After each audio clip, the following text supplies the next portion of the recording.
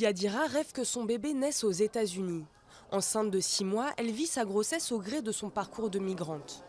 Après avoir quitté la Havane en novembre dernier, cette Cubaine de 24 ans a traversé la Guyane, le Brésil, le Pérou, l'Équateur et se retrouve finalement bloquée ici, en Colombie, depuis plusieurs semaines. Pour moi, ça a été difficile parce que j'ai perdu 3 bébés avant d'être enceinte pour la 4e fois avec celui-ci. Le trajet a été long, difficile.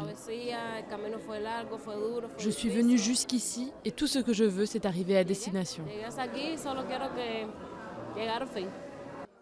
Comme Yadira, environ 500 Cubains se trouvent actuellement dans ce port des Caraïbes.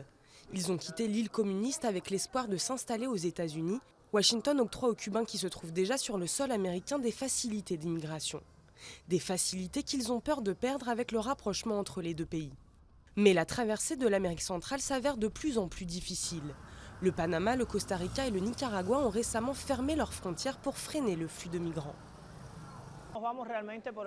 On part à cause des problèmes qu'il y a à Cuba, les besoins qu'il y a là-bas, de la nourriture aux problèmes politiques, ça ne fonctionne pas. Les Cubains ne sont pas les seuls sur la route de l'immigration. Plus de 1000 migrants haïtiens, africains ont débarqué dans cette commune entre mai et juin. Les conditions de vie y sont précaires, le manque d'hygiène et la violence font partie du quotidien. Ce hangar attribué aux migrants cubains est selon la municipalité un moyen de les protéger.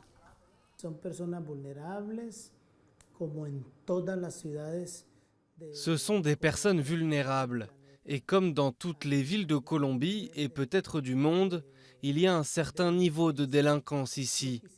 Nous ne voulons pas qu'ils soient victimes d'agressions, qu'ils soient blessés. Les maladies ont déjà causé des ravages. Certains n'atteignent même pas la côte et se noient en mer. Ils sont alors enterrés dans ce cimetière local, funeste destination finale pour ces migrants inconnus.